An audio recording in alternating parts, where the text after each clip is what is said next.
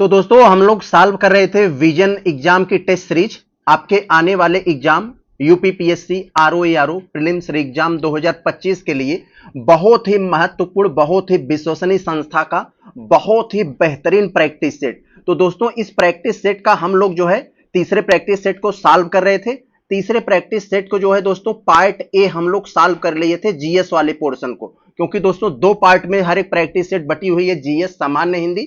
तो जीएस में 140 प्रश्न है, तो पार्ट ए में हम लोग 70 प्रश्न सॉल्व कर लिए थे। बाकी के जो जीएस वाले पोर्शन में 70 प्रश्न बच रहे हैं दोस्तों, हम इसको पार्ट बी में सॉल्व करने जा रहे हैं। तो दो आप लोग अगर इसके पहले के दो टेस्ट सीरीज और तीसरे टेस्ट सीरीज का पार्ट ए नहीं देखें तो प्लीज जाकर जो है चैनल पर वीडियो को पूरा देखिए, क्योंकि आज के जो समय में बहुत ही प्रासंगिक टेस्ट सीरीज है। इसमें आपको एक एक चीजों को टॉपिक वाइज आपके सिलेबस को ध्यान में रखते हुए सारे प्रश्न को इसमें समाहित किया गया है। आज की जो टेस्ट सीरीज है दोस्तों, इसमें आपको करंट बेस ज्यादा प्रश्न मिलेंगे, current base plus UP special संबंधित प्रश्न और करंट से रिलेटेड जितने भी स्टैटिक के क्वेश्चन बन सकते हैं उतने चीजों को बहुत ही बेहतरीन तरीके से रखा गया है। तो हम कोशिश करेंगे एक एक चीजों को तोड़ तोड़ कर समझाएं। तो दोस्तों चलते हम लोग शुरू करते हैं क्वेश्चन नंबर 71 से। तो दोस्तों पिछले वीडियो में हम लोग पार्ट ए वाले में क्वेश्चन 70 तक देख लिए थे। अब हम लोग क्वेश्चन नंबर 71 से शुरू करने जा रहे हैं। इसमें आपको कुछ जोड़े दिए गए हैं, इन जोड़ों पर विचार करके आपको बताना है कौन सा कथन सही है। तो चलते हम लोग देखते हैं। यहां आपको प्रकार मिलेंगे और यहां बोने और काटने का समय है और यहां उसके उदाहरण है। तो खरीफ में आप लोग जानते हैं ये बरसात के समय बोया जाता है, जब मानसून आता है खरीफ फसल तभी बोई जाती है, जून के आसपास बोई जाती है और सितंबर अक्टूबर के आसपास काट लिया जाता है। धान, मक्का, बाजरा, तिलहन और जैसे तिल, उड़द, ये सब इसके इसके उदाहरण में आते हैं। बस ये वाला तो सही हो गया हमारा पहला वाला। दूसरे वाले में दिया है दोस्तों रबी की फसल। रबी की फसल आप लोग जानते हैं नवंबर अक्टूबर लास्ट नवंबर के आसपास बोई जाती है और मार्च अप्रैल में काट लिया जाता है। गेहूं, चना, सरसों, जौ, ये सब इसके उदाहरण है। तो विकल्प नंबर दोनों हमारे सही है, यहां पर हमारे दोनों सही हो जाएंगे। 71 का हमारा क्या हो गया, 71 का सी हो गया। तो दोस्तों अब हम लोग देखते हैं क्वेश्चन नंबर 72। उत्तर प्रदेश के करंट से रिलेटेड बहुत ही बेहतरीन प्रश्न है। उत्तर प्रदेश सरकार की एक पहल आई थी अक्टूबर 2021 में, प्रोजेक्ट अलंकार, उसी से संबंधित यह प्रश्न है। उसी से संबंधित आपको 3-4 कथन दिए गए हैं, कथनों को पढ़कर बताइए कि कौन सा कथन हमारा सही है। बहुत अच्छा। आप लोग जानते हैं प्रोजेक्ट अलंकार में उत्तर प्रदेश की पहल है, 2021 में शुरू किया गया था। माध्यमिक विद्यालयों, सरकारी माध्यमिक विद्यालयों में बेसिक सुविधाओं को 100% तक ले जाने के लिए शुरू किया गया था। तो यहां दे दिया है दोस्तों प्राथमिक विद्यालयों, तो ये गलत हो गया कथन, क्योंकि ये माध्यमिक विद्यालयों के लिए, जो सरकारी माध्यमिक विद्यालय हैं 6 से 8वीं तक, उसके लिए था। तो ये दोस्तों गलत हो गया। कुल 35 पॉइंट बनाया गया था, इन 35 पॉइंट पर काम करके बेसिक सुविधाओं को 100% तक सुनिश्चित करना था, ये गलत हो गया। तो ये गलत हो गया दोस्तों। इसका मतलब हमारे कथन, हमारे विकल्प में एक नहीं रहना चाहिए। एक नंबर को हम हटा देते हैं, जहां जहां एक है वहां से हटा देते हैं, तो उत्तर हमारे आप निकल गया अपने आप। बस आप इतना केवल अगर जानते होंगे प्रोजेक्ट अलंकार के बारे में तो आप उत्तर को जो है निकाल लेंगे, प्रश्न को क्रैक कर देंगे। तो हमारा काम बन गया, हम यहां से निकल सकते हैं। और दोस्तों अगर हम लोग यहां तीसरे वाले पॉइंट देखें तो एक मेन पॉइंट यहां पर है, आपको जानकारी के लिए बता दें।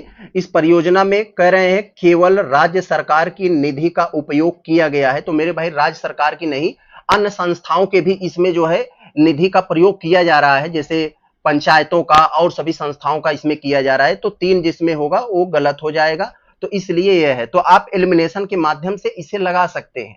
तो चले हम लोग अगले प्रश्न को देखते हैं। आपके लिए इतना सही है तो आप इसे इसके आधार पर समझ गए होंगे कि आपका कथन कौन सा सही है कौन सा नहीं।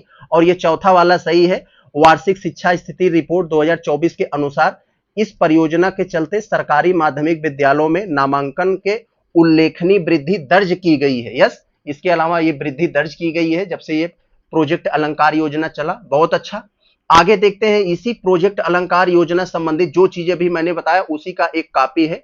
प्रोजेक्ट अलंकार योजना कब लॉन्च किया गया था, मैं पहले बताया, अक्टूबर 2021 में शुरू किया गया था। माध्यमिक, सरकारी माध्यमिक विद्यालयों में बेसिक सुविधाओं को बढ़ाने के लिए, जिससे बच्चे ज्यादा से आए, नामांकन ज्यादा हो स्कूलों में। तो विकल्प नंबर बी हमारा हो गया। बहुत अच्छा। उत्तर प्रदेश सरकार के द्वारा वित्त वर्ष 2025-26 से दिव्यांगजनों यानी डिसेबल्स के सशक्तिकरण यानी उनके इंपावरमेंट के लिए प्रस्तावित योजनाओं के संबंध में कुछ कथन दिए गए हैं। कथनों को पढ़कर सही विकल्प दीजिए। तो दोस्तों जरा देखते हैं पहले पॉइंट में क्या लिखा है। प्रदेश में वर्तमान में केवल मंडल मुख्यालयों में बचपन डे केयर सेंटर संचालित किए जा रहे हैं। तो दोस्तों ये जो दिव्यांगजनों के सशक्तिकरण के लिए प्रस्तावित योजना है उसका नाम है बचपन डे केयर सेंटर। ये दोस्तों कह रहे हैं केवल मंडल मुख्यालयों में ये संचालित किए जा रहे हैं। दोस्तों ये बात गलत है। आप लोग जानते हैं उत्तर प्रदेश में कुल 75 जिले हैं, 18 मंडल हैं। तो 18 मंडल वाले मुख्यालय जो हो गए और इसके साथ साथ 7 और जिलों के मुख्यालयों में शुरू किया गया है। तो कुल 25 जिलों में यह शुरू किया गया है। तो ये बात यहां पर गलत हो गई। केवल मंडल कैसे हो सकता है, और भी तो है इसके साथ। तो ये एक गलत हो गया। तो जहां एक हो गया उसे आप काट दीजिए, तो बाकी आपका 2 बचा है। दूसरे वाले का अगर हम लोग देखते हैं तो इन केंद्रों का विस्तार 26 और जिलों में करने की योजना बना रही है। बिल्कुल सही दोस्तों, 25 जिलों में है, 26 और जिलों में करने की योजना बना रही है। तो ये बात बिल्कुल सत्य है। दूसरा भी सही है हमारा। तो ये पहला गलत हो गया, दूसरा सही है। आगे हम लोग देखते हैं e learning management system portal के माध्यम से विशेष स्कूलों की शैक्षणिक गतिविधियों की निगरानी की जाएगी। यस, ये सही है। और चौथे वाले में है विशेष शिक्षकों की सेवा काल के दौरान रिफ्रेशर कोर्स व प्रशिक्षण सुविधा दी जाएगी। जी दोस्तों बिल्कुल सही है। ये चौथा वाला बिल्कुल सही है, क्योंकि जो टीचर यहां पर अपनी सेवा देंगे उनको रिफ्रेशर कोर्स कराया जाएगा। तब उनको यानी रिफ्रेशर कोर्स के माध्यम से उनको प्रशिक्षित किया जाएगा। रिफ्रेशर कोर्स एक तरह का होता है अपने नॉलेज को जो है एक नए तरीके से निखारना, नई चीजों को समझाना, नए टेक्नोलॉजी को समझना, बच्चों को कैसे नए तरीके से समझाया जाएगा, ये सब सिखाया जाता है उसमें। तो हमारा यहां पर दोस्तों 74 वाले में उत्तर कौन हो गया, 2, 3, 4, विकल्प नंबर ए हो जाएगा। बहुत अच्छा। आगे अगर हम लोग देखें 75 में दोस्तों बहुत अच्छा प्रश्न है। आगे देखते हैं हम लोग जरा इसमें कौन सा प्रश्न है हमारा, नार्को टेस्ट से संबंधित। तो हाल ही में नार्को एनालिसिस टेस्ट को लेकर दिए गए सुप्रीम कोर्ट के निर्णय के संदर्भ में कौन सा कथन, मतलब निम्नलिखित कथनों पर विचार करके बताइए कौन सा कथन हमारा सही है। तो दोस्तों अभी सुप्रीम कोर्ट ने नार्को टेस्ट पर एक बयान दिया था, जिसमें सुप्रीम कोर्ट ने कहा आरोपियों की सहमति हो, यानी जिसके ऊपर आरोप लगा उसकी सहमति के बिना आप नार्को टेस्ट नहीं कर सकते। नार्को टेस्ट मतलब दोस्तों एक तरह का आपको ड्रग्स दे दिया जाता है, दवा दी जाती है, उसके सेंस में आप लोग मतलब वो व्यक्ति जो है थोड़ा सा अर्ध नशे में आ जाता है और सच बोलता है, उस पर कुछ जो है मशीन्स लगी होती है, वो उसके जो है प्रवृत्तियों को जो है कैच करती है। तो ये होता है बिना आरोपी की सहमति के बिना नार्को टेस्ट कराना असंवैधानिक है और यह संविधान के अनुच्छेद 20 और अनुच्छेद 21 का उल्लंघन करता है। यस, बिल्कुल सही, सुप्रीम कोर्ट ने ऐसा ही कहा। और सुप्रीम कोर्ट ने स्पष्ट किया कि स्वैच्छिक रूप से अगर वो व्यक्ति मान लीजिए तैयार हो जाता है, नार्को टेस्ट कराया जाता है, तो उसके आधार पर आप सही नहीं मानेंगे, उसके आधार पर छानबीन करेंगे, फिर से खोजेंगे क्या मामला है। तो दोषसिद्धि का एकमात्र आधार नहीं माना जाना चाहिए, क्योंकि वो व्यक्ति गलत भी बता सकता है, डर के नाते कुछ भी बोल सकता है, तो उसके सच नहीं मान लेंगे। तो ये दोनों सही है, हमारा विकल्प नंबर सी सही हो जाएगा 75 का। तो दोस्तों अब हम लोग देखते हैं क्वेश्चन नंबर 76। बहुत ही अच्छा प्रश्न है। कथनों पर विचार करके बताइए कौन सा कथन हमारा सही है। तो दोस्तों यहां पर लिखा है भारत और यूरोपीय मुक्त व्यापार संघ यूरोपियन फ्री ट्रेड एलायंस के बीच 2024 में व्यापार एवं आर्थिक साझेदारी समझौते पर हस्ताक्षर किए गए, जिसके अंतर्गत EFTA देशों ने भारत में 15 वर्षों में 100 अरब अमेरिकी डॉलर निवेश करने की प्रतिबद्धता जताई है। यस, बिल्कुल सही, ये न्यूज में भी था अभी, तो ये बात बिल्कुल सही है। तो आप लोग सोच रहे होंगे ये यूरोपीय मुक्त व्यापार संघ क्या है। यह एक यूरोपीय देशों का एक संगठन है जिसमें कुछ देश शामिल है, और जो आपस में ये तय किए हुए हैं हम लोगों के बीच व्यापार जो होगा वो शुल्क फ्री ट्रेड होगा, यानी हम आप पे शुल्क नहीं लगाएंगे, आप हम पर नहीं लगाएंगे। यही एक तरह का यूरोपीय संगठन है कुछ देशों का।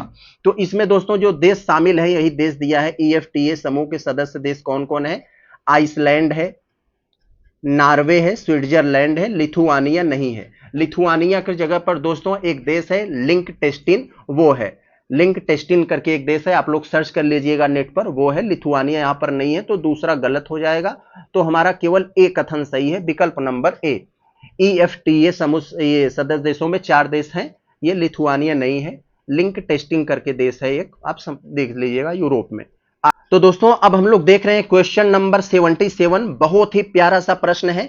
एक पर्यावरण कार्यकर्ता का नाम पूछा जा रहा है, कौन है वो जो गाजा पट्टी की ओर मानवीय सहायता लेकर जा रहे जहाज का नाम है मैडलिन पर सवार होने के कारण इजराइल से निर्वासित कर दिया गया। कहां से? इजराइल से। तो दोस्तों वो उसका नाम था पर्यावरण कार्यकर्ता का ग्रेटा थर्नबर्ग।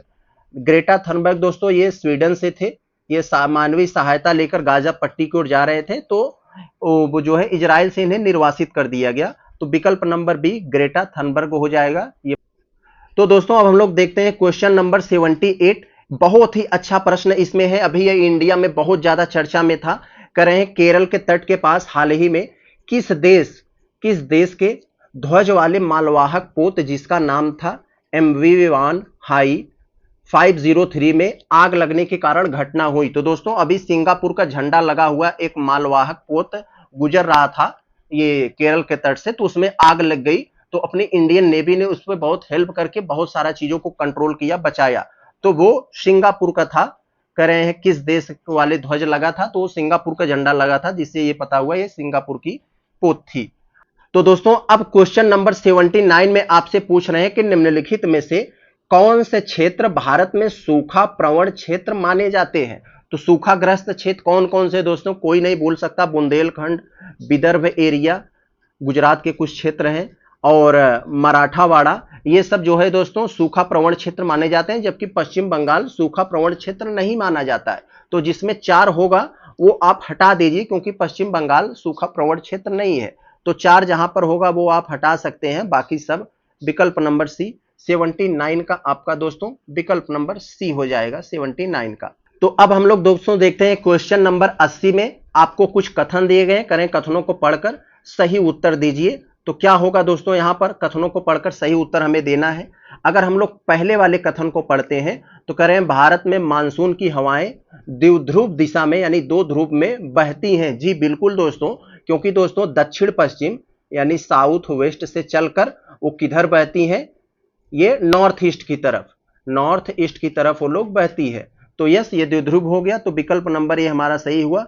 अरब सागर की शाखा सबसे पहले केरल पहुंचती है, हम लोग बचपन से जानते हैं। यस बिल्कुल सही है।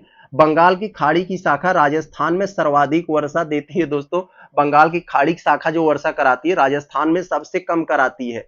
तो ये विकल्प जो है तीसरा वाला गलत हो गया हमारा। तो 1 और 2 केवल सही है, 80 का हमारा ए हो जाएगा। अच्छा प्रश्न है 6G से संबंधित। 6G टेक्नोलॉजी जो आने वाली है उसके संदर्भ में कौन सा कथन हमारा सही नहीं है, इसके बारे में बताइए। तो आप लोग जानते हैं 6G तकनीक जो आने वाली है वो टेराहर्ट्ज फ्रीक्वेंसी पर काम करेगी। तो यहां पर दिया है टेराहर्ट्ज आवृत्ति का उपयोग करेगा। यस ये वाला तो सही है, लेकिन हमें कह रहे हैं कौन सा सही नहीं है 6G में। तो 6G 5G की तुलना में लगभग 100 गुना तेज डेटा गति प्रदान कर सकता है। जी बिल्कुल ये भी सही है अपनी जगह पर, अभी हमें गलत नहीं मिला।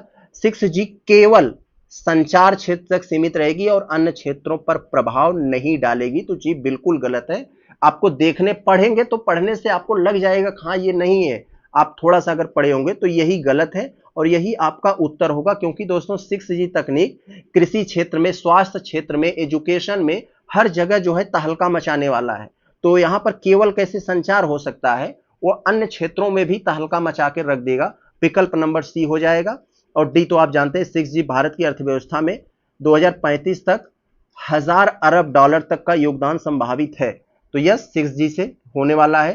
तो ए बी डी अपनी जगह पे सही थे, गलत सी वाला था। तो सी वाला हमारा उत्तर होगा। आगे देखें 82 में आपसे क्या पूछा जा रहा है दोस्तों। उत्तर प्रदेश की जनगणना 2011 से संबंधित आपको जो है कुछ कथन दिए गए हैं, कथनों को पढ़कर आप बताइए कौन सा हमारा उत्तर सही होगा। तो दोस्तों पहला दिया है दोस्तों आपसे राज्य का लिंगानुपात 912 था। उत्तर प्रदेश जनगणना 2011 के सेंस में ये बात कर रहा है। राज्य का जनगणना कितना था 912, और सॉरी राज्य का लिंगानुपात का मतलब इतने पुरुषों पर इतनी महिलाएं, ये महिलाओं की संख्या है। 1000 पुरुषों पर 912 था, जो राष्ट्रीय औसत से कम है। यस दोस्तों राष्ट्रीय औसत से बिल्कुल कम है, क्योंकि आप लोगों ने अगर थोड़ा सा पढ़ा होगा राष्ट्रीय वाला 943 है। भारत के अगर लोग जनगणना पढ़ेंगे तो 943 है उसका लिंगानुपात। यानी उससे कम है, तो उत्तर प्रदेश का, तो ये बिल्कुल सही है। दूसरा कथन को अगर हम लोग पढ़ेंगे, राज्य में 10 की जनसंख्या वृद्धि 20% लगभग थी। यस दोस्तों, यस बिल्कुल सही है, ये भी सही है। और राज्य का जन्म के समय जीवन प्रत्याशा पुरुषों में महिलाओं से अधिक थी, तो नहीं दोस्तों, ये बात यहां पर गलत है, क्योंकि जो जीवन प्रत्याशा बताया गया था, महिलाओं की जीवन प्रत्याशा पुरुषों की तुलना में अच्छी बताई गई थी। तो तीसरा वाला 82 में आपका ये गलत हो जाएगा, तो केवल ए और 2 हो जाएगा, क्योंकि दोस्तों महिलाओं का जो जीवन प्रत्याशा है वो 65 साल बताया गया था और पुरुषों का 64 बताया गया था। तो 65 जो है फीमेल का बताया गया था और 64 मेल का, तो याद रखेंगे ये सब। तो हमारा एक केवल सही हुआ, एक और दो में यूपी स्पेशल से संबंधित प्रश्न। बहुत अच्छा, कथनों पर विचार करके बताइए कौन सा कथन, हमारे कितने कथन सही है, कथन को गिनकर बताइए कितने सही है। बहुत बढ़िया प्रश्न। पहले कथन को अगर हम लोग देखते हैं, कह रहे हैं कि उत्तर प्रदेश राज्य पिछड़ा वर्ग आयोग का गठन 1993 में किया गया था। जी बिल्कुल, ये बात सच है और ये कथन हमारा सही हुआ। और दूसरे वाले कथन में कहा जा रहा है राज्य मानवाधिकार आयोग, राज्य महिला आयोग और राज्य सूचना आयोग, इन तीनों का गठन 2005 में हुआ था। दोस्तों ये बात गलत है। राज्य सूचना आयोग का गठन सूचना आयोग के समय ही हुआ था, केंद्र वाला जब हुआ था तो उसी समय 2005 में ये हुआ था बस। और राज्य मानवाधिकार आयोग की बात करें दोस्तों, केंद्र में तो 1992 में किया गया था, लेकिन यूपी के सेंस में देखें तो ये 2002 में किया गया था, 2002 में। और राज्य महिला आयोग के सेंस में देखें दोस्तों तो ये 2004 में इसकी स्थापना हुआ था। तो सब चीजें जो है यहां पर अलग है। और राज्य सूचना आयोग का तो 2005 में हुआ था, तो ये हमारा गलत हो गया। और तीसरे वाला देखें, राज्य सुरक्षा आयोग, बाल अधिकार संरक्षण आयोग, दोनों की स्थापना 2013 में हुई थी। जी बिल्कुल सही। और चौथे में उत्तर प्रदेश में नागरिक सुरक्षा केंद्र सभी 75 जिलों में स्थापित किया जा रहा है। यस, सभी सही है, ये चौथा वाला भी सही है। तो हमारा केवल 2 गड़बड़ था, और यानी हमारा बी हो जाएगा केवल 3, यानी कितने कथन सही हैं? 3 कथन सही है। आगे चले हम लोग देखते हैं 84 वाले में दोस्तों आपसे क्या पूछा जा रहा है, यूपी स्पेशल संबंधित ये भी प्रश्न है। उत्तर प्रदेश की साक्षरता से संबंधित कथनों पर विचार कीजिए और विचार करके बताइए हमारे कथन कौन से कथन सही है। तो जरा देखते हैं। सब जानते हैं दोस्तों उत्तर प्रदेश की साक्षरता दर 67% के आसपास है, इतना सब याद रखते हैं 67। और अगर इसका पुरुष पूछे तो इससे 10 आगे चले जाना 77, और महिला का पूछे तो इससे 10 कम हो जाना 57। तो ये एक ट्रिक होता है समझने का, यही है, पॉइंट में नहीं याद रहेगा तब पर भी चल जाएगा, इतना जरूरी है। तो ये वाला भी सही है हमारा। और पुरुष साक्षरता महिला साक्षरता यहां बता दिया, तो ये भी सही हो जाएगा। अगर आपको ये याद है ये वाला कुल साक्षरता, तो आप पुरुष और महिला का आराम से निकाल सकते हैं कि 10 आगे जाएंगे पुरुष, 10 पीछे आएंगे महिला। और गौतम बुद्ध नगर जनपद में सर्वाधिक महिला साक्षरता दर्ज की गई। दोस्तों नहीं, गलत बात है। गौतम बुद्ध नगर ये साक्षरता के मामले में नंबर 1 तो है, और सबसे कम साक्षरता कहां है? ये श्रावस्ती में है। लेकिन दोस्तों महिला साक्षरता पूछ लिया, तो महिला साक्षरता दोस्तों ये कहां पर है? ये कानपुर में है। सर्वाधिक महिला साक्षरता कानपुर, वो भी कानपुर नगर में, कानपुर देहात में नहीं, कानपुर नगर। तो याद रखेंगे आप लोग। तो ये तीसरा गलत हो गया। श्रावस्ती जनपद में पुरुष महिला तथा कुल तीनों श्रेणियों में न्यूनतम साक्षरता दर्ज की गई। जी बिल्कुल, तो ये भी सही है। तो हमारा 1 2 4 सही है। 1 2 4 कहां है? बी वाले में है। बहुत अच्छा। तो दोस्तों 85 वाले में आपसे क्या कहा जा रहा है दोस्तों, जरा देखते हैं। कुछ आपको जोड़े दिए गए हैं, ओ सॉरी मैचिंग वाले प्रश्न है। एक तरफ द्वीप है और दूसरी तरफ उसका लोकेशन है, कौन अवस्थिति है। तो कौन सा द्वीप कहां अवस्थित है, जरा उसके बारे में हमें बताना है दोस्तों। बहुत अच्छा, जरा देखते हैं। पहला वाला है दोस्तों ये रांगेल, ये भी बहुत चर्चा में था। ये रांगेल द्वीप के बारे में आप लोगों ने सुना होगा इसके बारे में। ये रांगेल द्वीप दोस्तों रूस के उत्तरी भाग में है, विशेष रूप से पूर्वी साइबेरियन वाले क्षेत्र में। तो कहां है? रूस के उत्तर में, पूर्वी साइबेरियन। यस, ये 3 पर चला आएगा। और ये बोनिन द्वीप जो दोस्तों है, ये बोनिन द्वीप कहां है? ये रिस्क्यू द्वीप के पूर्व में, प्रशांत महासागर में स्थित है ये। तो कहां है ये? पूर्व में। तो ये आ जाएगा ये दूसरे वाले पर। और दोस्तों ये क्यूराइल द्वीप जो है दोस्तों, ये विकल्प नंबर ये आपके चला आएगा। ये तो अगर हम देखें इतने से काम बना। बोनिन 2 पर, रांगेल द्वीप 3 पर। तो A2 B3, तो A2 B3 यस, ऐसा ये और कहीं नहीं है, यही वाला उत्तर होगा हमारा, क्योंकि ऐसा और कहीं नहीं है। तो इस आधार पर अब हम कह सकते हैं दोस्तों ये क्यूराइल द्वीप, कामचटका प्रायद्वीप एवं होकैडो के मध्य है। तो विकल्प होकैडो ये कहां है, ये जापान में है। तो यहां हो जाएगा। और बचा एक हमारा बबुयान द्वीप जो है ये ताइवान एवं लुनोस के मध्य है। विकल्प नंबर ये चौथे पे चला आएगा, ये चौथे पॉइंट पे। तो ए हमारा सही हो जाएगा।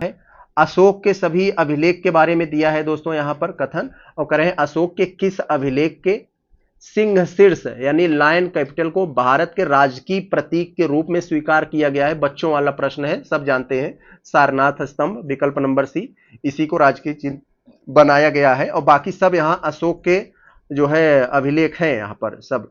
ये कौशाम्बी है जिसे अकबर जो है कौशाम्बी से लाकर इलाहाबाद के किले में लगवा दिया था। अहरौरा जो है आप लोग यहाँ पर भी जानते हैं मिर्जापुर में। और मेरठ वाला है जिसे फिरोज शाह जो है दिल्ली में लाकर लगवा दिया था।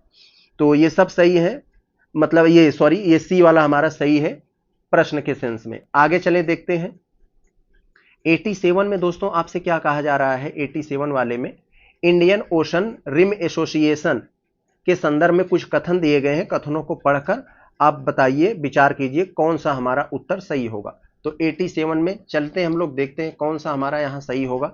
तो पहला वाला दोस्तों जो कह रहा है इंडियन ओशियन रिम एसोसिएशन की स्थापना 1997 में अंतर सरकारी संगठन के रूप में की गई थी, जिसका दृष्टिकोण 1995 में नेल्सन मंडेला की भारत यात्रा के दौरान हुआ था। यस, ये वाला तो बिल्कुल सही है, कथन हमारा ये वाला सही है। अगर दोस्तों हम लोग दूसरा कथन को देखते हैं तो दूसरा कथन इंडियन ओशियन ये क्या लिखा है दोस्तों, इंडियन ओशन रिम एसोसिएशन का उद्देश्य हिंद महासागर क्षेत्र में क्षेत्रीय सहयोग और सतत विकास को बढ़ावा देना है। यस, ये भी सही है। वर्तमान में इंडियन ओशन रिम एसोसिएशन के 23 सदस्य और 12 संवाद साझेदार हैं। यस, ये भी सही है। अब दोस्तों जो सबसे मेन है चौथा वाला में, ये सबको आता है, यही हमें बताया कि कौन सा उत्तर होगा कौन सा नहीं होगा। तो Indian Ocean Rim Association, Indian Ocean Rim Association का सचिवालय कह रहा है भारत में स्थित है। तो दोस्तों भारत में स्थित नहीं है, यह मॉरिशस में है, मॉरिशस में। तो याद रखेंगे। और इसकी अध्यक्षता इस समय श्रीलंका कर रहा है, और भारत जो है श्रीलंका कर रहा है 25 तक, और 2025 से 27 तक भारत करेगा। तो इस समय जो है श्रीलंका ही कर रहा है। तो ये चौथा गलत हो गया। तो 1 2 3 हमारा केवल सही होगा। तो देखते हैं विकल्प में क्या दिया है यहां पर। तो 1 2 3 सही है। यस, विकल्प नंबर हमारा ए वाला सही हो जाएगा। आगे अगर हम लोग देखते हैं 88 वाले में आपसे यहां क्या पूछा जा रहा है। 88 वाले में दोस्तों पूछ रहे हैं हमसे, क्या कह रहे हैं, मार्च 2025 भारत के प्रधानमंत्री की मॉरिशस यात्रा के संदर्भ में कुछ कथन दिए गए हैं। कथनों को पढ़कर बताइए कौन सा हमारा कथन सही है। तो चलिए हम लोग देखते हैं। अगर पहला वाला को पढ़ते हैं, भारत और मॉरिशस ने इस यात्रा के दौरान उन्नत रणनीतिक साझेदारी के लिए एक संयुक्त विजन दस्तावेज जारी किया। यस, किया। आप लोग पढ़े होंगे जो है प्रधानमंत्री जब भी गए थे वहां मॉरिशस में। तो भारत ने इस अवसर पर महासागर नामक वैश्विक दक्षिण यानी ग्लोबल साउथ के लिए अपने नए दृष्टिकोण घोषणा किया, दृष्टिकोण की घोषणा किया। यस, ये भी सही है। भारत ने मॉरिशस को सेंट ब्रेंडन द्वीप का नौवहन चार्ट सौंपा है। यस, ये भी सही है। चागोस द्वीप समूह भारत का प्रशासनिक अधिकार है। तो दोस्तों ये गलत है। चागोस द्वीप समूह पर ये जो मॉरिशस में है भारत का प्रशासनिक अधिकार नहीं है, बल्कि यहां ब्रिटेन का प्रशासनिक अधिकार है, ब्रिटेन का।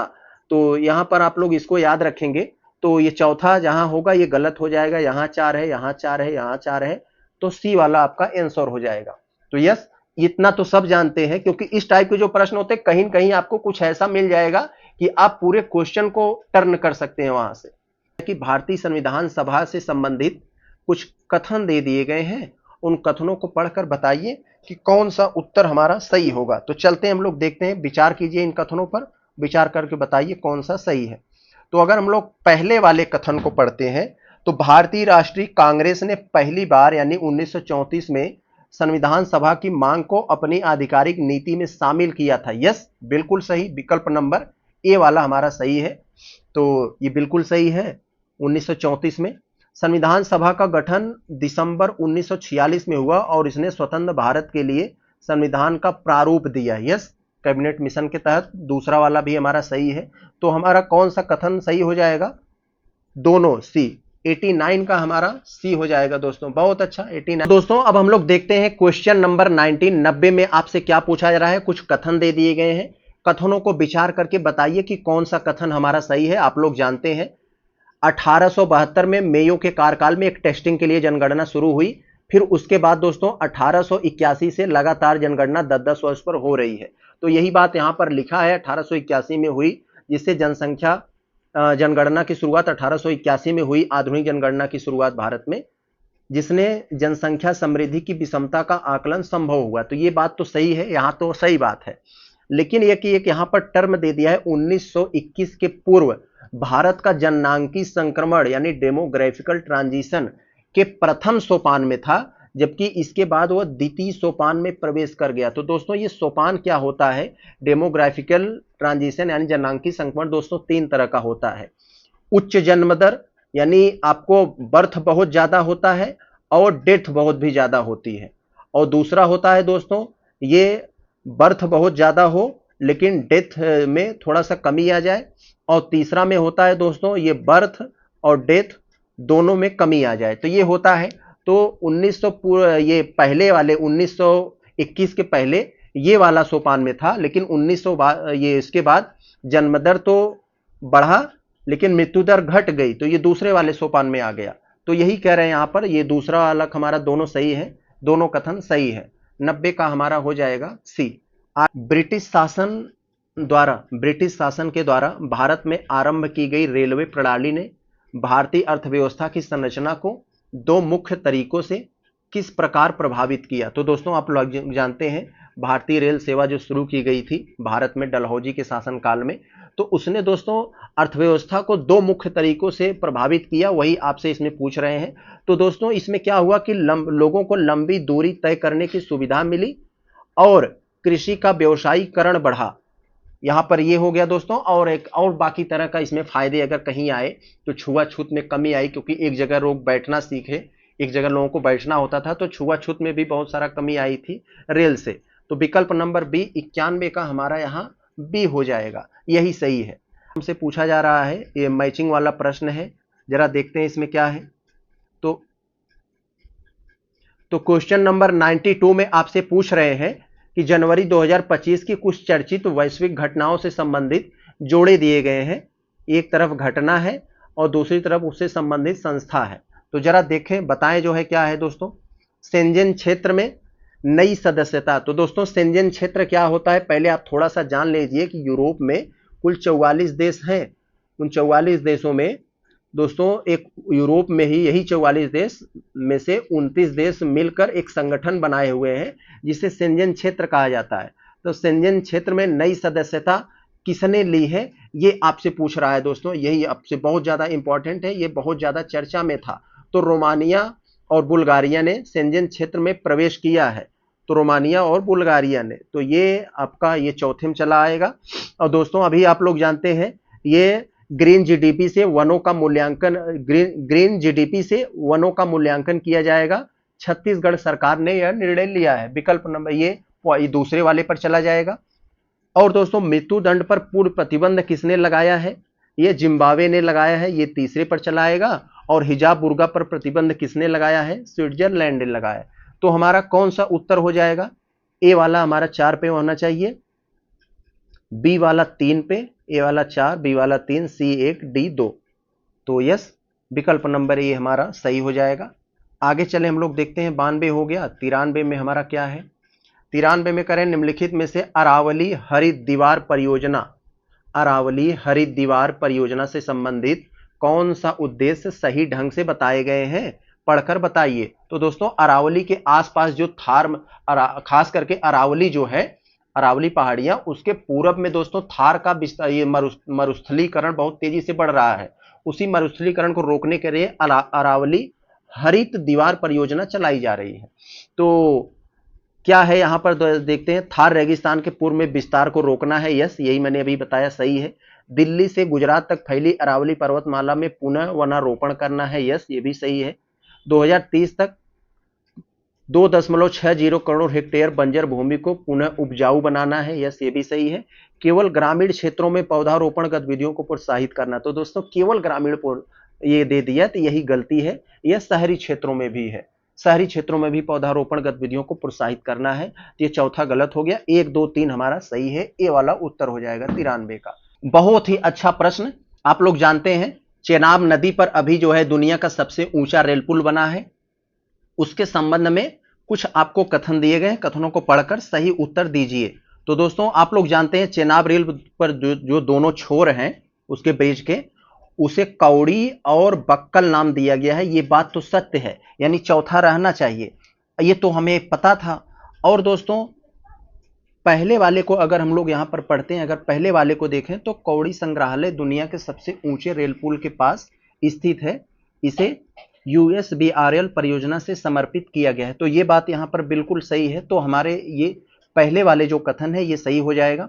यह रेल पुल रियासी जिले में, यानी जम्मू कश्मीर का जो रियासी जिला है, चेनाब नदी पर स्थित है और एफिल टावर से 35 मीटर ऊंचा है। जितना एफिल टावर है उससे 35 मीटर ये ऊंचा है, तो ये भी वाला हमारा सही हो जाएगा। अगर हम लोग ये तीसरे वाले को देखें, अगर ये तीसरा कथन जो है इसमें आपसे कह रहे हैं कि संग्रहालय में करसारी कला से प्रेरित आंतरिक सज्जा और पारंपरिक देवदार लकड़ी से निर्मित आधुनिक डिजाइन शामिल है। तो यस, यहाँ पर सभी कथन हमारे सही हैं। ये चेनाब नदी पर जो रेल ब्रिज बना है, तो ये विकल्प नंबर हमारा यहाँ पर डी हो जाएगा, ऑप्शन डी। तो 94 का हमारा डी हुआ। आगे अगर हम लोग देखें यहाँ पर 95 वाले में, तो 95 वाले में हमसे क्या पूछा जा रहा है, समाचारों में अभी दोस्तों एक रहा ऑटो पेन। ऑटो पेन एक बहुत ज्यादा अभी चर्चा में रहा वाला न्यूज था, अमेरिका का है। ऑटो पेन क्या है, जिसे बड़े बड़े अधिकारी खास करके अमेरिका के राष्ट्रपति इसका खूब प्रयोग किए हैं कि जैसे बहुत सारा दस्तावेज है उस पर आपको हस्ताक्षर करना है, सिग्नेचर करना है, तो आप एक सिग्नेचर कर दीजिए, तो और एक ऐसी मशीन होती है वही सिग्नेचर हर दस्तावेज पर कर देगी। तो जो बाइडेन ने इसका खूब प्रयोग किया था, तो अभी डोनाल्ड ट्रंप ने इसको लेकर जांच करा दी है, कहा है कि ये जो ऑटो पेन का प्रयोग हुआ है ये फर्जी है। तो इसको लेकर है, यह एक यांत्रिक उपकरण है जो प्रामाणिक हस्ताक्षर की नकल करता है, यस विकल्प नंबर सी। आगे अगर हम लोग देखें 96 वाले में आपसे क्या पूछा जा रहा है, 96 वाले में करें भारतीय संविधान के अनुच्छेद 72 और 161 के अंतर्गत राष्ट्रपति और राज्यपाल को दी गई क्षमा संबंधित शक्तियों के संदर्भ में कुछ कथन दिए गए हैं, और कौन सा हमारा कुछ पेयर दिए गए हैं, और कौन सा पेयर हमारे क्षमा के सेंस में सही मेल खाते हैं। तो दोस्तों आप लोग जानते हैं जो राष्ट्रपति को क्षमा दान की शक्तियां प्राप्त है अनुच्छेद 72 के अंतर्गत, और राज्यपाल को जो प्राप्त है 161 के अंतर्गत, तो यही है, इसी के सेंस में कहा जा रहा है। तो क्षमा दान का मतलब क्या होता है कि जो सजा प्राप्त व्यक्ति है, जिसको सजा हुई है, खास करके आप उसे जैसे अगर फांसी की भी सजा हुई है तो उसे क्षमा दान कर देगा, तो वो व्यक्ति इस तरह हो जाएगा जैसे उन्हें कोई गुनाह किया ही नहीं, पूरी तरीके से सजा मुक्त हो जाएगा। तो ये वाला सही है। और लघुकरण का मतलब दोस्तों होता है कि सजा की प्रकृति को बदल देना। तो यहां कह रहे हैं सजा की प्रकृति वैसी बनी रहती, नहीं, लघुकरण में क्या होता है, सजा की प्रकृति बदल देना, जैसे मृत्यु दंड को आजीवन कारावास में बदल देना। तो ये वाला हमारा गलत हो गया। आगे चले हम लोग देखते हैं आगे कथन में क्या लिखा है हमारा यहाँ पर। तो आगे यहाँ पर दोस्तों परिहार लिखा है, रेमिशन। तो अगर हम लोग इसमें ये परिहार वाले में अगर देखते हैं, थोड़ा सा सेट करें, तो ये परिहार वाले में देखते हैं रेमिशन में, तो सजा की प्रकृति बदलना, जैसे मृत्युदंड को आजीवन कारावास में बदलना, तो ये वाला उसमें था दोस्तों, इसमें नहीं है। परिहार में सजा की प्रकृति नहीं बदल देती है, केवल समय कम किया जाता है। उस व्यक्ति को जो है 4 साल की सजा मिली है 2 साल कर देना, ये होता है, और उसका नेचर वही रहता है। तो ये हमारा गलत हुआ तीसरा। विराम क्या होता है दोस्तों, विराम क्या होता है, किसी विशेष परिस्थितियों में किसी विशेष परिस्थिति के आधार पर सजा देना, जैसे गर्भावस्था या विकलांगता के आधार पर दोस्तों सजा को कम कर देना जो है, ये होता है। तो ये चौथा सही है।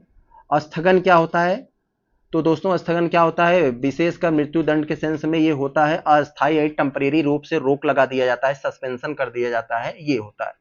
तो हमारा कौन सा 2 और 3 सही गलत होगा, तो हमारा कौन सा सही है, 1 4 5, ये वाला सी वाला सही है हमारा। आगे जरा हम लोग अगर देखें ये 97 वाले में तो हमसे ये क्या पूछ रहे हैं यहाँ पर 97 वाले में, तो संसद भाषणी एक पहल आई है, उसके सेंस में ये पूछा जा रहा है, उसके सेंस में कौन सा हमारा सही होगा, तो सही कथन हमें बताना है 97 वाले में। तो बहुत अच्छा, देखते हैं हमारा क्या है 97 वाले में। तो पहले को अगर हम लोग पहले वाले कथन को देखें तो यह पहल लोकसभा सचिवालय और इलेक्ट्रॉनिक्स एवं सूचना प्रौद्योगिकी मंत्रालय द्वारा संयुक्त रूप से विकसित किया गया है। यस, बिल्कुल सही, सही है।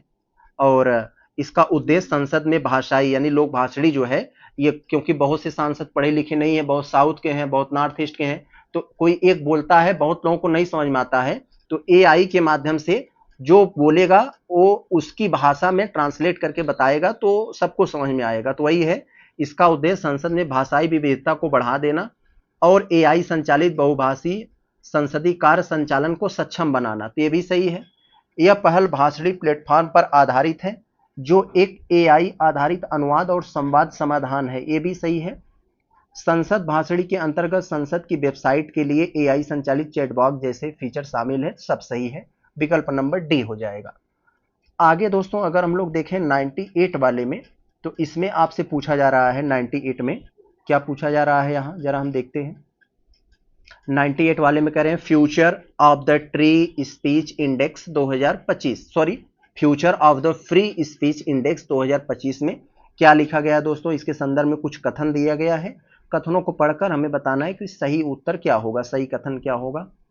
तो यह index the future of free speech संस्था द्वारा प्रकाशित किया गया है। यस, सही है। भारत को इस सूचकांक में 33 देशों में से 24वां स्थान प्राप्त हुआ है। यस, ये भी सही है। स्कैंडिनेवियाई देश जैसे नॉर्वे, डेनमार्क और स्वीडन अभिव्यक्ति स्वतंत्रता के समर्थन में सबसे ऊंचे स्थान पर हैं। तो यस, ये भी सही है। 98 वाला भी यहाँ पर सही है, तो तीसरा भी सही है। चौथा वाला अगर हम देखें तो जापान, इजराइल और अमेरिका जैसे देश में फ्री स्पीच के समर्थन में वृद्धि देखी है। दोस्तों ये गलत है, इतने विकसित देश हैं फिर भी जापान, इजराइल और अमेरिका जैसे देशों में फ्री स्पीच में बहुत ज्यादा दो है दोस्तों, डिग्रेडेशन देखा गया है, कमी देखी गई है। तो चौथा गलत हो जाएगा। 1, 2, 3 सही है, तो सी हमारा उत्तर हो जाएगा। सैयद सालार मसूद के संदर्भ में कुछ कथन दे दिए गए हैं, कह रहे हैं कौन सा कथन हमारा सही है। तो पहला आप जो पढ़ेंगे दोस्तों, सैयद सालार मसूद महमूद गजनवी का भतीजा था, पुत्र थोड़ी न था, तो ये गलत हो गया। उसने गाजी की उपाधि धारण नहीं की। भाई गाजी की उपाधि धारण की, उसके मरने के बाद लोग उसे गाजी की टाइटल भी दिए, तो युद्ध में पराजित हुआ, तो ये गलत है। गाजी की उपाधि धारण की थी, तो ये भी वाला गलत हुआ। वह अवध के विरुद्ध अभियान में सफल रहा और 1003 ईस्वी में बहराइच के युद्ध में मारा गया, तो ये इस बात सही है। उसका मकबरा दिल्ली सल्तनत द्वारा ध्वस्त कर दिया गया था, नहीं इसके मकबरा को बढ़िया से बनवाया गया है। तो ये सी वाला यहाँ पर हमारा उत्तर 99 वाले का सी वाले में सही है। तो चले हम लोग देखते हैं अगला प्रश्न। अगला प्रश्न हमारा क्या है, 100वें वाले में देखते हैं। तो इसमें 100 वाले में क्या है, यहाँ हमारा हिमालयन यव के संदर्भ में कुछ कथन दिए गए हैं, कौन सा कथन सही है। तो जरा देखते हैं हिमालयन यव के संदर्भ में कौन सा सही है। हिमालयन यव एक औषधि वृक्ष है जो मुख्यतः हिमाचल प्रदेश और अरुणाचल प्रदेश में पाई जाती है। यस, बिल्कुल। इसकी छाल, पत्तियों और जड़ों से प्राप्त टक्सोल रसायन का उपयोग कैंसर की दवाओं में होता है, जिससे अत्यधिक निष्कर्षण से यह प्रजाति संकट में है। यस, दोनों सही हैं, सी हमारा आंसर हो जाएगा। 100वें का सी हो गया।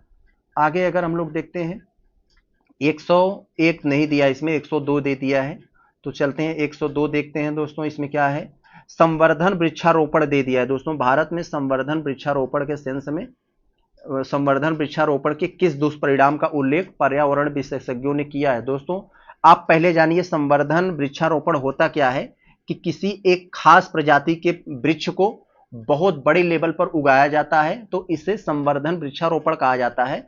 जब एक ही टाइप के विशेष प्रकार के वृक्ष को उगाया जाता है तो अन्य प्रकार की जो छोटे मोटे पेड़ पौधे, झाड़ियां वगैरह हैं, ये सब नष्ट होने लगती हैं, यानी अन्य वनों पर खतरा मंडराने लगता है।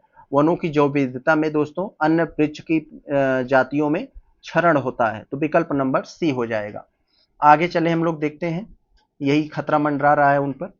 103 वाले में अगर हम लोग यहाँ पर देखते हैं, 103 वाले में आपसे कह रहे हैं कि कथनों पर विचार करें। आप कुछ कथन दे दिए गए हैं, इन कथनों पर विचार करके बताइए कि हमारा सही क्या है। तो बीज बचाओ आंदोलन, बीज बचाओ आंदोलन दोस्तों ये उत्तराखंड में शुरू हुआ था, खास करके पारंपरिक बीज का उपयोग कर सकें, हमें कंपनियों पर निर्भर न रहना पड़े, जो नए नए मॉडिफिकेशन वाले बीज आ रहे हैं उसको न लेना पड़े, इसके लिए। तो यह नवदान यानी बीज बचाओ आंदोलन और नवदान ने यह सिद्ध किया कि बिना रासायनिक उर्वरकों के भी फसल का उत्पादन आर्थिक रूप से व्यवहार कृषि संभव है, यस बताया गया था। संयुक्त वन प्रबंधन कार्यक्रम औपचारिक शुरुआत भारत सरकार द्वारा 1988 में किया गया था। तो दोस्तों यह भी सही है, 1988 में ही किया गया था, बिल्कुल ये सही है। संयुक्त वन प्रबंधन कार्यक्रम के अंतर्गत ग्रामीण समुदायों को केवल गैर इमारती वन उत्पाद का अधिकार दिया गया, इमारती लकड़ी के लाभ में भागीदारी नहीं है। तो दोस्तों गलत है। तो संयुक्त वन प्रबंधन कार्यक्रम के अंतर्गत ग्रामीण परिवारों को गैर इमारती और इमारती दोनों लकड़ी के लिए वो भागीदारी है, ये कहा गया। तो तीसरा वाला गलत हो गया, तो ए और 2 आपका केवल सही है। आगे अगर हम लोग देखें 104 वाले में, तो 104 वाले में जो आपसे पूछी जा रही है इसमें कौन सा है, यहाँ ये कुछ कथन दे दिए गए हैं और बताना है कि हमारा कौन सा कथन यहाँ पर सही है। अगर हम लोग यहाँ पर ये कथन वाले पहले वाले कथन को पढ़ते हैं तो इसमें विश्व के कुल जल, आप लोग को इसको बहुत अच्छे से पता होगा, विश्व में जितना कुछ जल है उसका 97.5 यानी 97.5% वो खारा जल है, यानी वो समुद्री जल है, और केवल 2.5% वो मीठा जल है, और 2.5% में भी 70% भाग जो है बर्फ के रूप में, हिमटोपियों ग्लेशियर के रूप में है। तो यही बात यहाँ पर है जो बिल्कुल सही है पहला।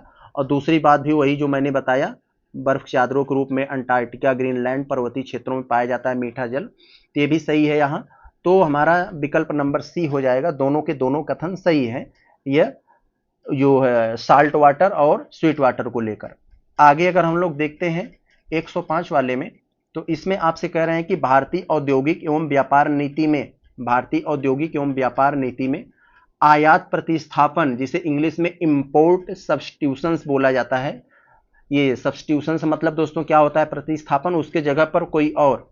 तो भारतीय औद्योगिक एवं व्यापार नीति में आयात प्रतिस्थापन का मतलब दोस्तों ये होता है जिन चीजों को हम लोग आयात कर रहे हैं, इंपोर्ट कर रहे हैं, उसी चीजों को अपने यहाँ बनाए, जिससे कि अपने यहाँ वो सामान भी बने, स्वदेशी सामान भी मिले, और जो है यहाँ के लोगों को, यहाँ इंडस्ट्रीज लगे, यहाँ के लोगों को रोजगार मिले। तो यही है, आयातित वस्तुओं का स्थान पर घरेलू उत्पादन को बढ़ावा देना, विकल्प नंबर सी। आगे अगर हम लोग देखें दोस्तों, यहाँ पर करवे समिति है, करवे समिति जो 1955 में गठित हुई थी, इसका उद्देश्य क्या है। तो करवे समिति दोस्तों ये हुई थी कि लघु उद्योग ऐसे उद्योग होते हैं जो बड़े पैमाने पर लोगों को रोजगार दे सकते हैं। तो यही आकलन करने के लिए किया गया था कि लघु उद्योग के माध्यम से ग्रामीण विकास की कितनी संभावना है, यही अध्ययन करना था, कितना वो रोजगार दे सकता है, ग्रामीण विकास में कितना लाभकारी सिद्ध हो सकता है, इसके लिए। तो यस कि स्वतंत्रता से पूर्व भारत में निर्धनता रेखा की अवधारणा यानी निर्धनता का कॉन्सेप्ट सर्वप्रथम किसने विचार किया था। तो भाई दादा भाई नौरोजी ने, विकल्प नंबर सी, सिंपल सी बात। ये किसने किया था निर्धनता रेखा का अवधारणा स्वतंत्रता से पूर्व, दादा भाई नौरोजी ने, जो जेल में कैदियों बंद थे उसके आधार पर ये किए थे। तो जेल में बंद कैदियों के आधार पर आकलन ये करके बताए थे। और दादा भाई नौरोजी को हम जानते हैं 1986 में कांग्रेस का अध्यक्षता इन्होंने ही किया था, प्रथम पारसी थे कांग्रेस की अध्यक्षता करने वाले।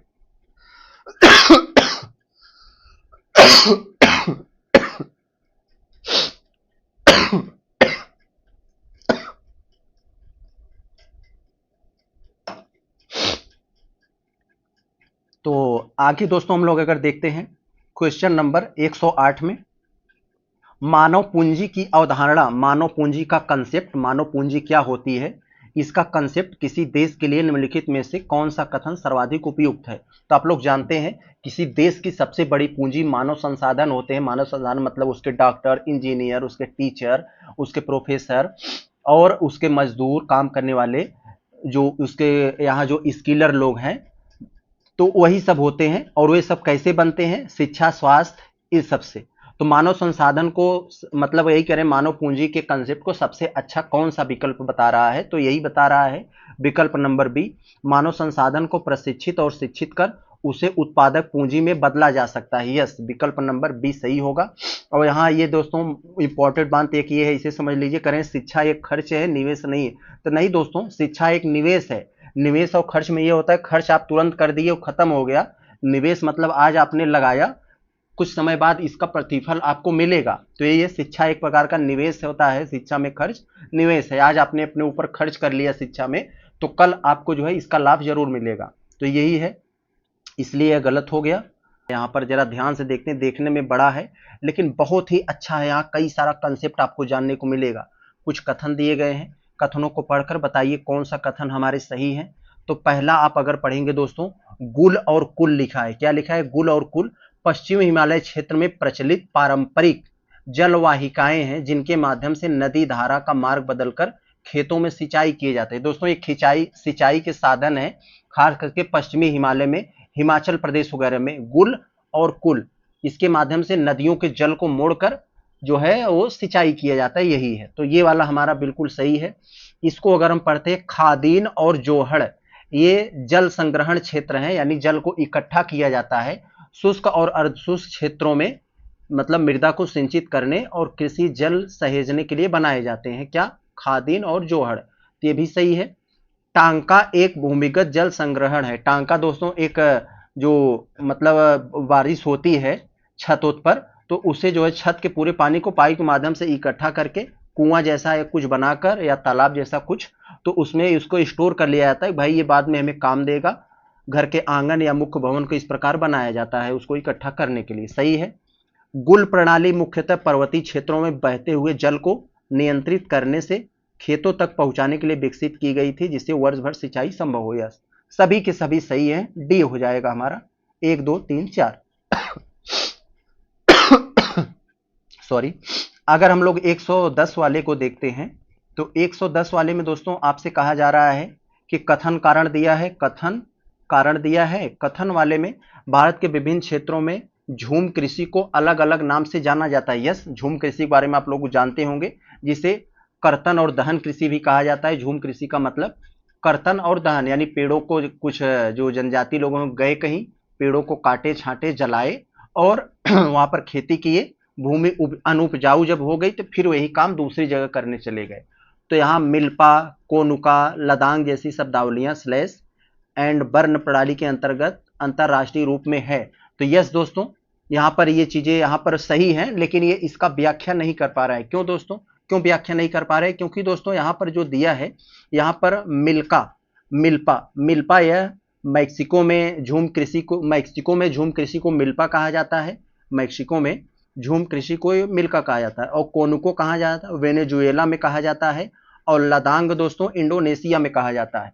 तो ये दोनों अपनी जगह सही है, लेकिन यहाँ भारत के सेंस में दिया है, यहाँ जो है अंतरराष्ट्रीय सेंस में दे दिया है। तो ये दोनों एक दूसरे के व्याख्या नहीं कर पा रहे, एक दूसरे से कनेक्ट नहीं हो पा रहे हैं, इसलिए अपनी अपनी जगह पर तो सही है, लेकिन कथन ए का आर जो है कारण नहीं दे रहा है। तो इसका मतलब बी हो गया हमारा। ए और आर सही है, परंतु आर ए की सही व्याख्या नहीं कर रहा है। तो 110 का हमारा बी हुआ। आगे अगर हम लोग देखें 111 में, भारतीय संविधान सभा की संरचना के संबंध में कौन सा कथन हमारा सही है? कौन सा कथन सही है जरा देखते हैं। कौन सा कथन सही है? संविधान सभा की रचना माउंटबेटन योजना द्वारा की गई थी। तो नहीं दोस्तों, माउंटबेटन योजना तो, जिसे माउंटबेटन को मनबाटन भी बोला जाता है, ये तो उस समय जो है पाकिस्तान भारत के विभाजन में थे, तो ये नहीं थे। तो विकल्प नंबर ये गलत हो गया।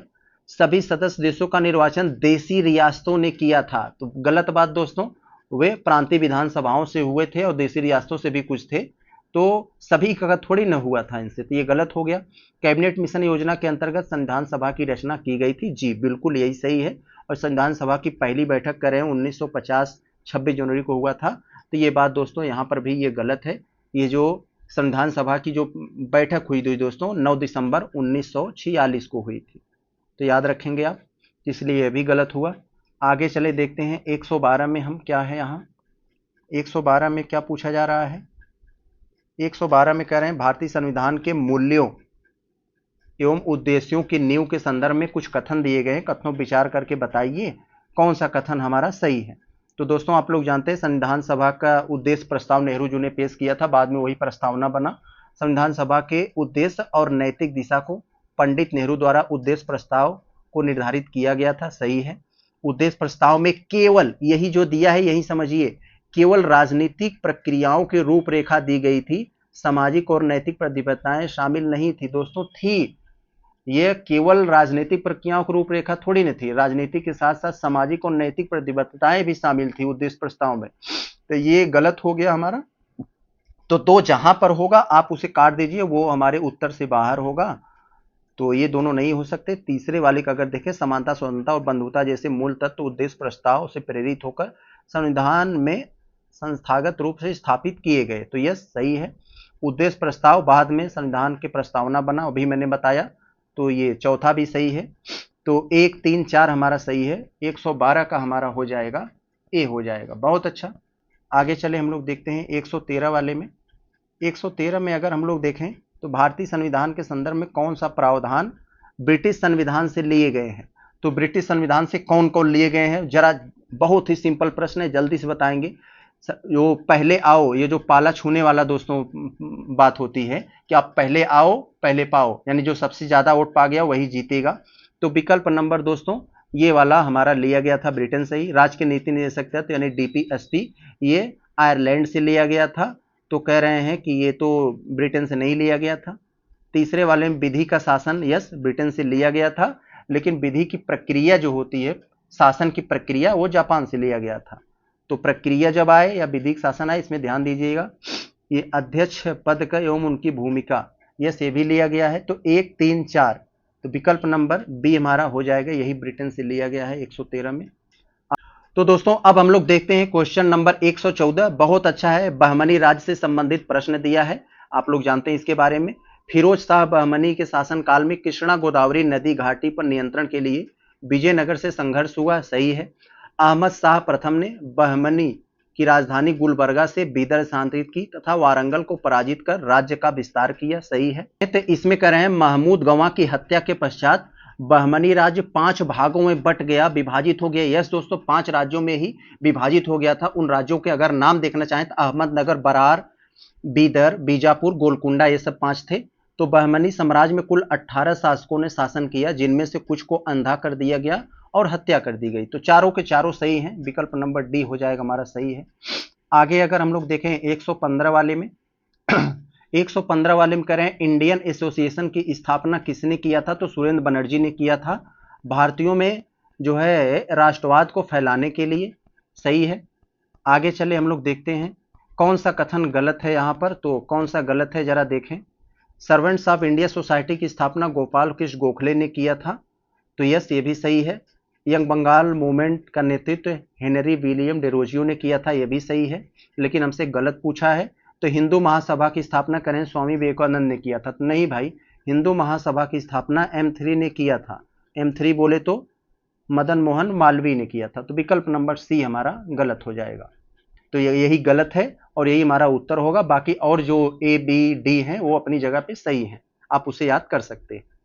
तो 17 में अगर हम लोग देखें, 17 में क्या पूछा जा रहा है, लोकसभा में आंग्ल भारतीय समुदाय के प्रतिनिधित्व की क्या स्थिति है। भाई यही मैंने एक पिछले टेस्ट में बताया था कि 104वें संविधान संशोधन के माध्यम से मोदी जी ने आंग्ल भारतीय यानी जो अंग्रेज और भारतीय समुदाय के दोनों में आते थे, खास करके जो अंग्रेज यहाँ आके बस गए थे उनके लिए जो प्रावधान था, तो लोकसभा में 2 आंग्ल भारतीय समुदाय होंगे, तो उनके प्रतिनिधित्व को 104वें संविधान संशोधन के माध्यम से समाप्त कर दिया गया। आगे अगर हम लोग देखें 118 वाले में भारत सरकार की नदी जोड़ो परियोजना, ये भी क्वेश्चन पिछले टेस्ट सीरीज का हो गया है, गलती से यहाँ आ गया है। परियोजना के अंतर्गत केन बेतवा लिंक परियोजना को केंद्र सरकार ने किस वर्ष तक पूरा करने का लक्ष्य रखा है। तो मार्च 2030 तक, विकल्प नंबर सी, जो बुंदेलखंड वाला एरिया है उसको सिंचित करने के लिए, वहां सिंचाई बढ़ाने के लिए। 119 में अगर हम देखते हैं तो भूमध्य रेखा को स्पर्श कर कौन सा देश भूमध्य रेखा को स्पर्श करते हैं, ये बताइए दोस्तों। बहुत अच्छा प्रश्न है। तब पहले भूमध्य रेखा को ब्राजील ऐसा है जो भूमध्य रेखा और मकर रेखा दोनों ब्राजील से होकर जाती हैं, ये तो सही हो गया। लेकिन ऑस्ट्रेलिया से दोस्तों ये मकर रेखा जाती है, ये भूमध्य रेखा थोड़ी नहीं जाती है ऑस्ट्रेलिया से। तो चौथे को हटा दीजिए आप, इसको हटा दिए, इसको हटा दिए इन्हीं दोनों में से आपका कोई उत्तर होगा। और आप लोग जानते हैं दक्षिण अमेरिका में इक्वाडोर, कोलंबिया, ब्राजील। तो इक्वाडोर कोलंबिया नहीं दिया है, ब्राजील दिया है, तो बेस ब्राजील से होकर जाती है। तो और उसके बाद सबसे पूर्व में इंडोनेशिया से भी होकर जाती है। अगर हम लोग ये अफ्रीका वाला देखें तो वहाँ गैबोन, कांगो गणराज्य, काबो कांगो और सोमालिया, केन्या, ये सब होते हैं। तो केन्या से भी होता है। तो विकल्प नंबर 1, 2, 3 हमारा सही होगा।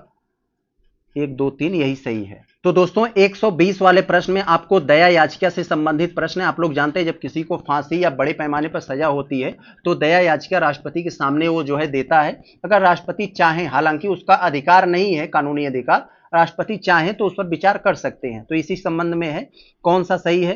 तो महाराष्ट्र सरकार ने दया याचिका पर शीघ्र कार्रवाई सुनिश्चित करने के लिए गृह विभाग के अंतर्गत एक समर्पित सेल की स्थापना की है। यस। सुप्रीम कोर्ट ने सभी राज्यों, केंद्र शासित प्रदेशों में दया याचिकाओं को सुनियोजित और त्वरित निर्णय के लिए समर्पित इकाइयां स्थापित करने का निर्देश 2024 में दिया था। यह भी सही है।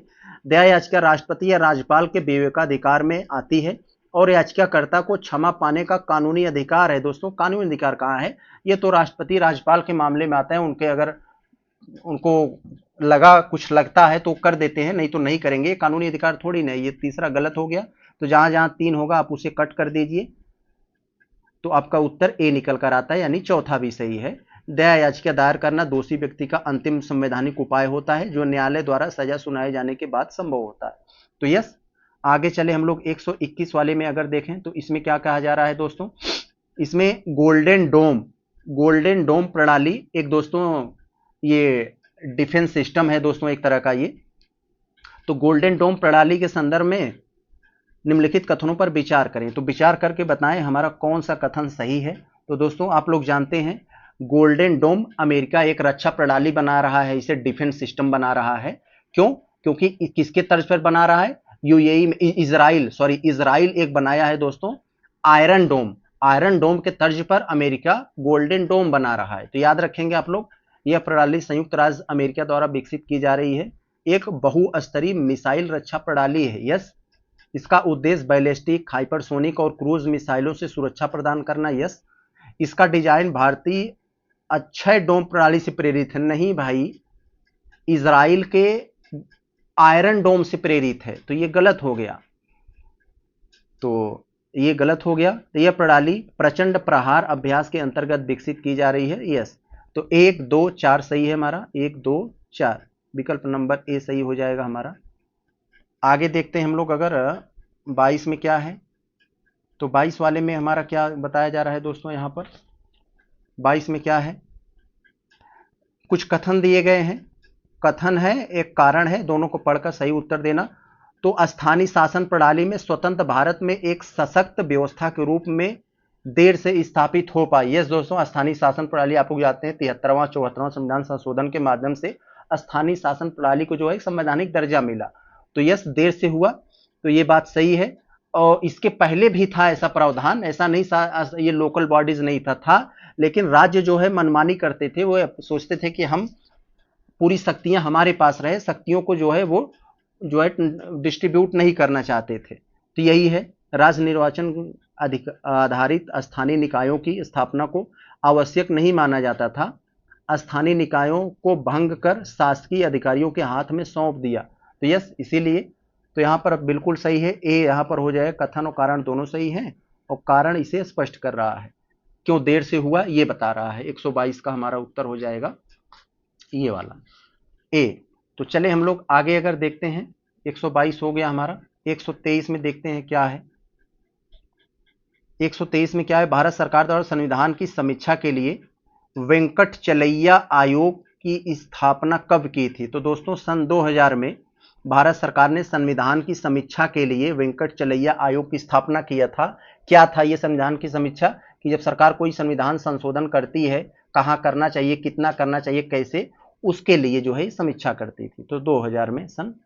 आगे देखें हम लोग अगर 24 में, कथनों पर विचार करें, विचार करके बताएं कौन सा हमारा कथन सही है। तो अगर हम देखें अनुच्छेद 137 में कहता है कि समीक्षा जो है मतलब अनुच्छेद 137 का मतलब यही होता है सुप्रीम कोर्ट अपने ही निर्णय पर रिव्यू कर सकता है, अपने ही निर्णय को फिर से जो है देख सकता है, समीक्षा कर सकता है।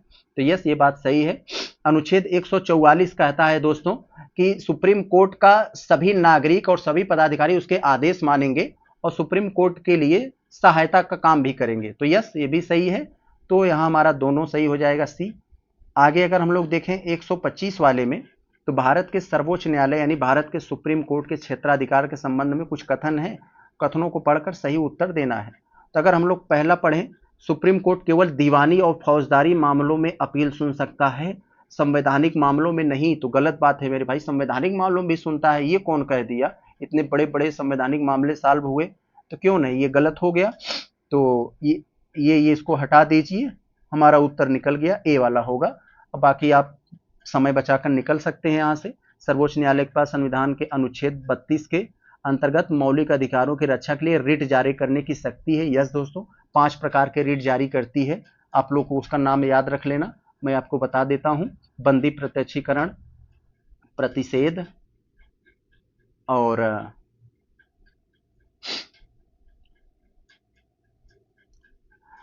अगला वाला है दोस्तों, सर्वोच्च न्यायालय सुप्रीम कोर्ट को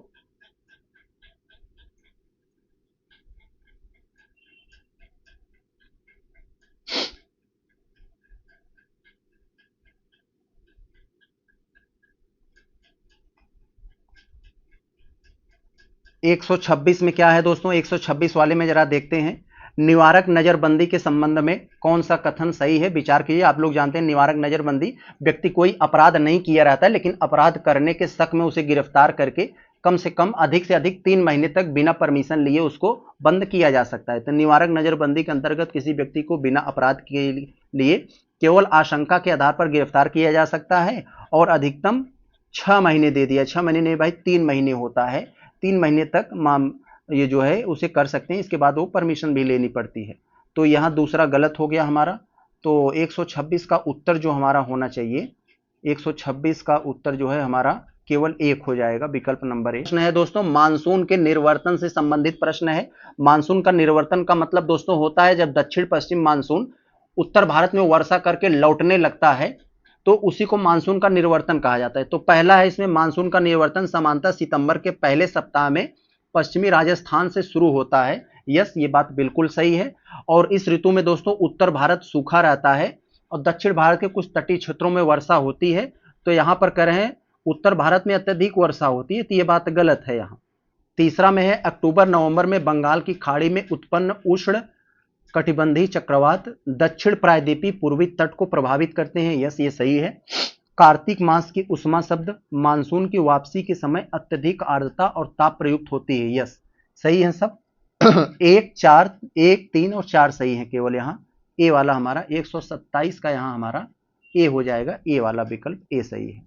आगे चले हम लोग 128 को अगर देखें, 128 में दोस्तों कहा जा रहा है, कथन कारण वाला है। कथन, बंगाल की खाड़ी और हिंद महासागर से उत्पन्न उष्णकटिबंध चक्रवात भारत के तटीय क्षेत्रों में मूसलाधार वर्षा कराती है। बिल्कुल सही। कारण क्यों है, ये चक्रवाती पूर्वी जेट प्रवाह द्वारा भारत की ओर लाए जाते हैं, इनके मार्ग में वर्षा वितरण में महत्वपूर्ण भूमिका निभाते हैं। यस, बिल्कुल सही। कथन कारण 2 सही है और आर ए को एक्सप्लेन भी कर रहा है। तो ए वाला हमारा 128 का ए हो जाएगा।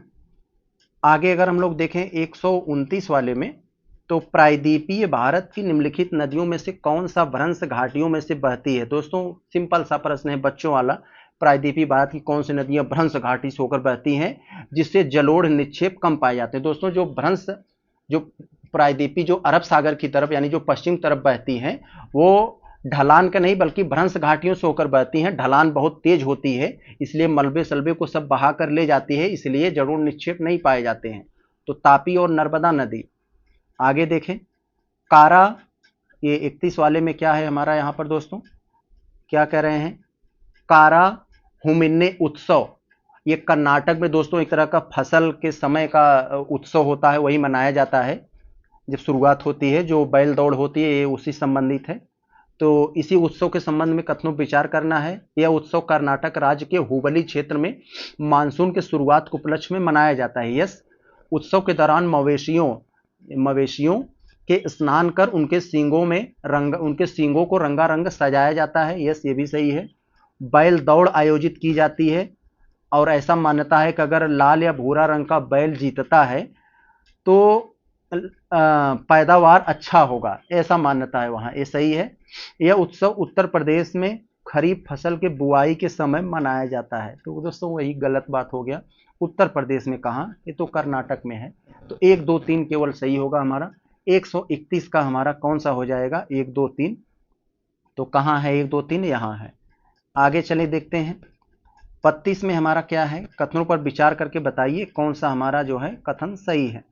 तो कौन सा कथन सही है, चले देखते हैं।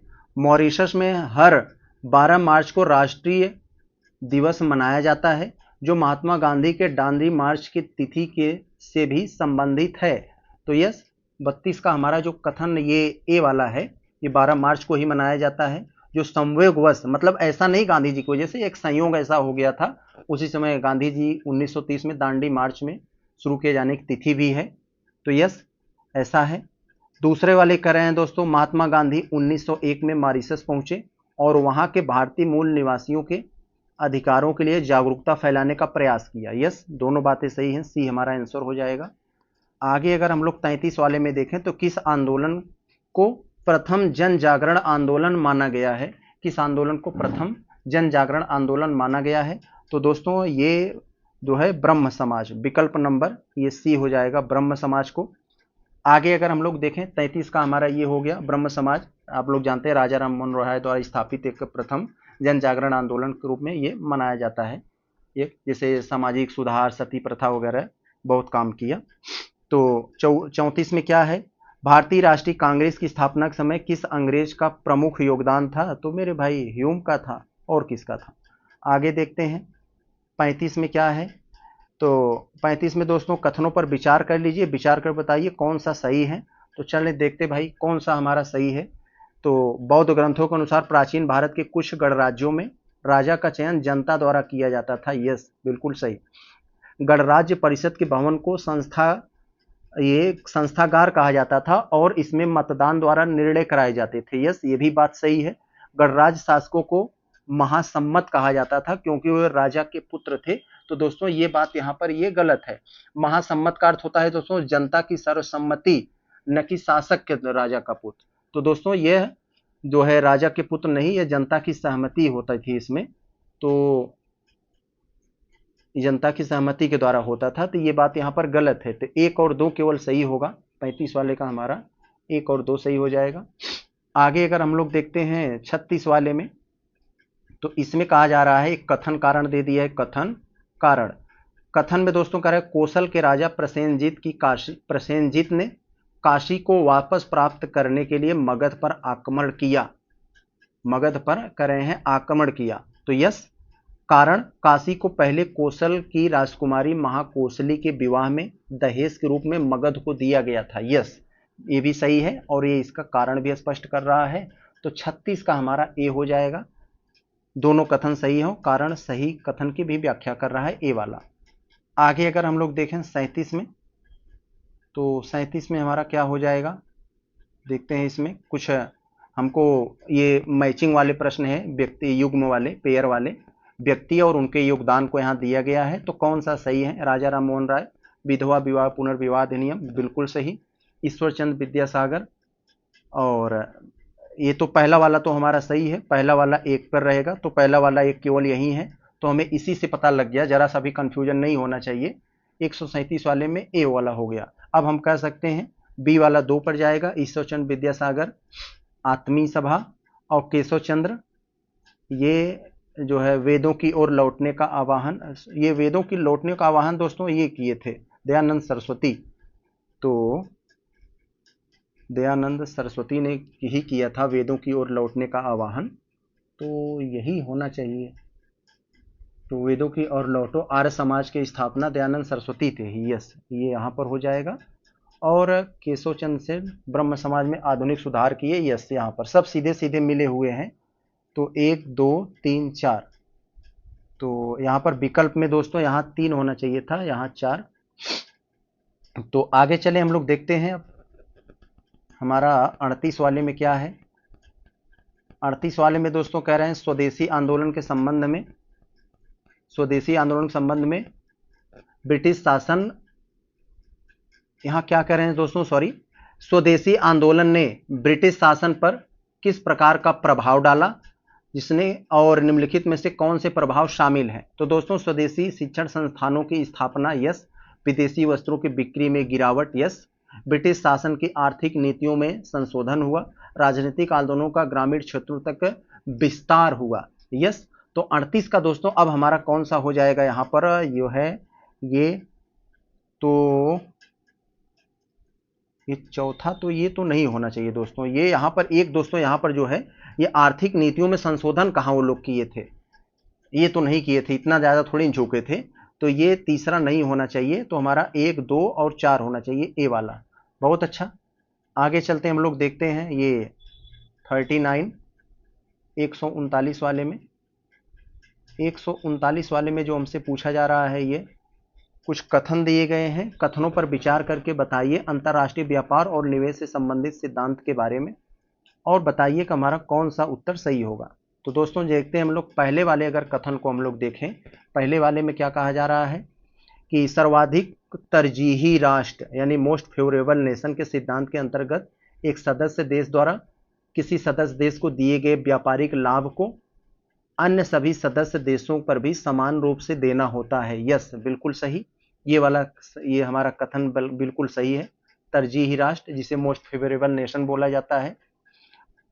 आगे हम लोग अगर ये दूसरे वाले कथन को देखें, निष्पक्ष और न्याय संगत व्यवहार, जिसे इंग्लिश में कहा जाता है फेयर एंड इक्विटेबल ट्रीटमेंट के सिद्धांत विदेशी निवेशकों को मनमाने या भेदभाव व्यवहार से बचाने के लिए न्यूनतम मानकों के अनुरूप व्यवहार सुनिश्चित करता है, यस, ये भी सही है। तीसरा में दोस्तों यहां पर कह रहा है ये जो पहला वाला है मोस्ट फेवरेबल नेशन और फेयर एंड इक्विटेबल ट्रीटमेंट, यही दोनों बातें यहां पर है। दोनों ही सिद्धांत केवल विकासशील देशों के लिए बाध्यकारी होते हैं, विकसित देशों पर इनका कोई प्रभाव नहीं पड़ता है। दोस्तों ये सरासर गलत है, सभी देश चाहे वो विकसित हो विकासशील हो, सभी पर वैसे ही लागू होता है, और अंतर्राष्ट्रीय व्यापार और निवेश कानूनों के मूलभूत सिद्धांतों में शामिल होते हैं, ये गलत है। तो 1, 2 केवल सही है हमारा। अब दोस्तों हम लोग इस अपनी तीसरी टेस्ट सीरीज का लास्ट वाला देखते हैं। लास्ट वाले प्रश्न में यहाँ पर क्या दिया है, कथनों पर विचार करें। आर्य समाज ने वेदों की सर्वोच्चता में विश्वास रखता है, इसीलिए कहे थे वेदों की ओर लौटो। ब्रह्म समाज मूर्ति पूजा का प्रोत्साहित करता था, भाई विरोध करता था, ये दूसरा गलत हो गया, तो ये गलत हो जाएगा, ये गलत हो जाएगा। रामकृष्ण मिशन की शुरुआत मुख्य फोकस धार्मिक सुधार के बजाय सेवा कार्य था, यस।